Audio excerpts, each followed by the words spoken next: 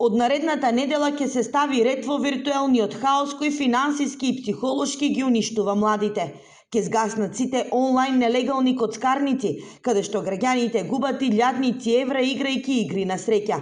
Стартуваат измените во Законот за електронски комуникации, со кои се предвидува блокирање на сите портали кои функционираат на диво, најави денеска министерот за информатичко општество Стефан Антоновски.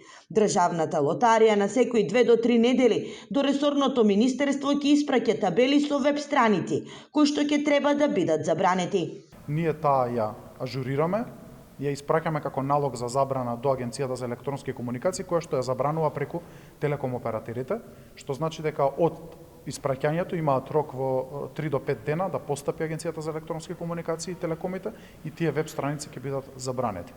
Како што кажав и при носењето на законот, ова трка ќе биде постојана, нема еднаш да го правиме тоа. Од прилика мислам дека темпото ќе биде 2 до 3 недели на почеток, што значи дека на 2-3 недели државна лотарија ќе ни известува за нови веб страници кои што се појавувале, а ние со налог ќе ги забрануваме.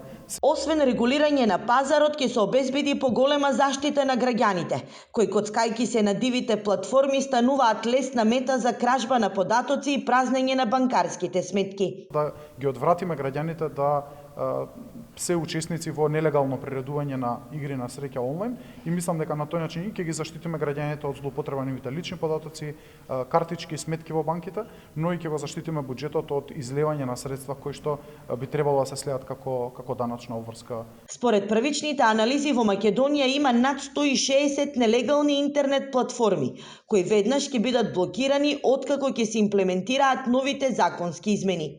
Се предпоставува дека граѓаните на онлайн коцкање потрошиле над 210 милиони евра.